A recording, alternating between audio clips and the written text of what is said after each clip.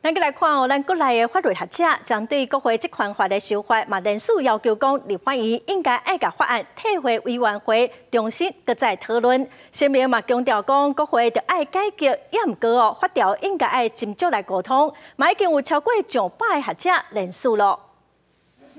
捍卫人权，反对黑箱，反对黑箱。 拜二国会改革5法搁出表决，虽然透早台北市落大雨，济民众也是再次着到立法院4科为关心，要求停止审理，退回重新讨论。请你用对的方法，请你退回去做审议。我们也要求在这个过程当中，必须要谨慎的讨论。那民间团体要求退回，即阵国内法律相关学者也提起联合声明，要求立法院要甲国会5法退回到委员会充分讨论，也要咨询各专家学者的意见，建立社会有共识而且合宪的法条。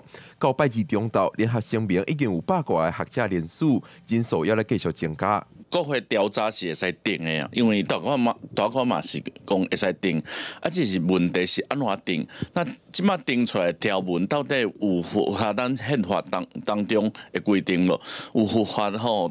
大法官讲的，这爱辅助立法院的职权行使这方向。学者表示，目前国会5法上大的问题是想急要通过法案，地书法条敢有符合大法官事先讲的国会调查权范围，和国会调查的当事人敢有受刑事保障，通有救济这寡相关权利，拢因为法条推出伤紧，无有路讨论。国会改革法案为2010年开始，足侪委员都有提出来啊，民进党嘛有提，国民党嘛有提啊，时代力量嘛有提啊，就表示大东爱定啊，即马是一个时阵会使理性来讨论讲咱要安怎定的时阵。学者建议国会要理性，唔通无共识就强杀法案。民进党团总调郭建明白讲，法条若通过，党团一定提出释宪。学者分析，若法条真正三读通过，中央有记录，行政院也当提出复议，也是提出释宪，由宪法法庭裁判。记者讲林玉凯台北报道。